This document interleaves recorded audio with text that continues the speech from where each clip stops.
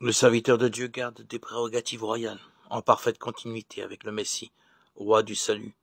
Isaïe 44, 9. Il est comparé au rejet misérable qui sort d'une terre desséchée. Isaïe 53, 2. Qui renvoie au texte messianique d'Isaïe 11, 1, 10. Il est beaucoup plus le prophète qui, de tout son être, écoute la parole de Dieu. Et l'a dit, le gardien efficace de la tradition révélée, souffrant comme Israël exilé est pour lui.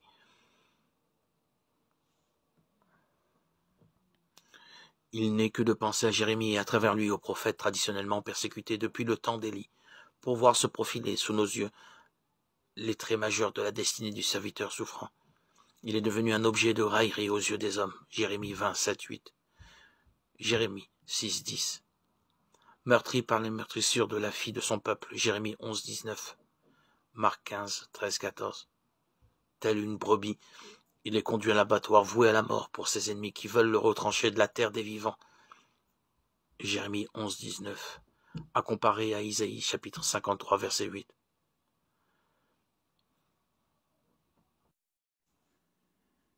Ne croyez pas que je sois venu apporter la paix sur la terre. Je ne suis pas venu apporter la paix, mais le glaive.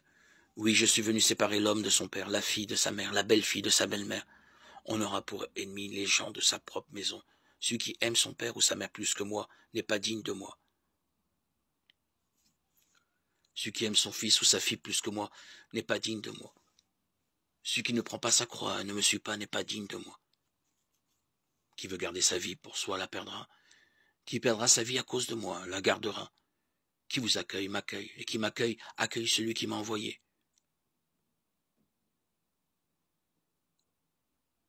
Qui accueille un prophète en sa qualité de prophète recevra une récompense de prophète. Qui accueille un homme juste en sa qualité d'homme juste recevra une récompense d'homme juste. Et celui qui donnera à boire même un simple verre d'eau fraîche à l'un de ses petits en sa qualité de disciple, amen, je vous le dis, il ne perdra pas sa récompense. Matthieu 10, 34, 42.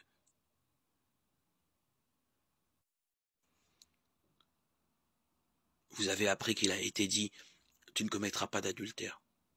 Eh bien moi, je vous dis, tout homme qui regarde une femme et la désire a déjà commis l'adultère avec elle dans son cœur.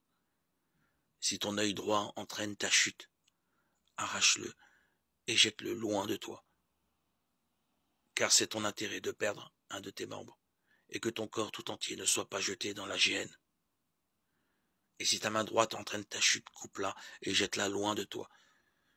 Car c'est ton intérêt de perdre un de tes membres, et que ton corps tout entier ne s'en aille pas dans la géhenne.